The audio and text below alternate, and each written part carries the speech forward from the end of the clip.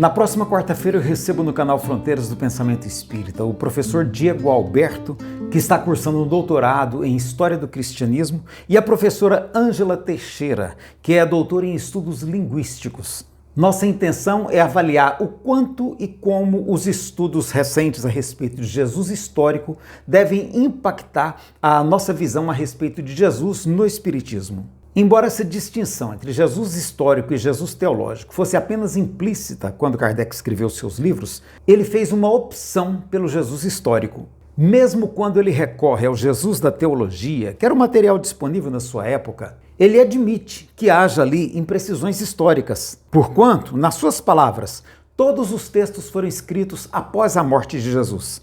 Em A Gênese, ante uma narrativa de um suposto milagre, ou ele encontra uma explicação na ciência, ou pode ser que aquilo não tenha acontecido daquela maneira.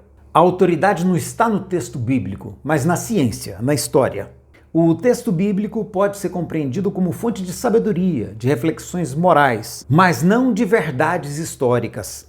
Acontece que, mesmo em razão da sua origem, muitos dos desdobramentos da doutrina espírita foram estruturados com base nas narrativas constantes dos evangelhos, como a ideia de Consolador prometido, de terceira revelação e mesmo alguns fatos supostamente históricos.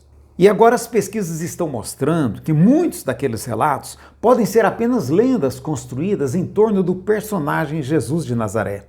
Dominique Crossan elaborou todo um método de investigação que parte das semelhanças entre os textos evangélicos e os mais de 50 outros textos relativos à vida de Jesus que não estão incluídos na Bíblia. Do contexto sócio-histórico daquela época e da comparação das diversas versões do mesmo texto surgidas ao longo do tempo. Com base nessa comparação, sabe-se hoje, por exemplo, que muitas dessas narrativas só entraram nos evangelhos bem mais tarde, como o caso da mulher adúltera e do personagem Judas Iscariotes. E também que existiram mulheres no movimento cristão, verdadeiras apóstolas, cujos nomes foram omitidos em razão do machismo da época. Isso impacta fortemente nas crenças espíritas. Muitos textos psicografados que eram considerados verdadeiras revelações espirituais, porque se imaginava serem fruto de um olhar do outro lado, onde seria possível acessar esses fatos como haviam ocorrido, são agora colocados em questão. Moisés não existiu, Maria foi um mito criado pela igreja, e por aí vai. Não existem respostas prontas, mas muitas questões a serem discutidas. Nosso encontro na próxima quarta-feira pretende ser um passo nessa direção, e eu espero você lá no YouTube para um bom bate-papo conosco.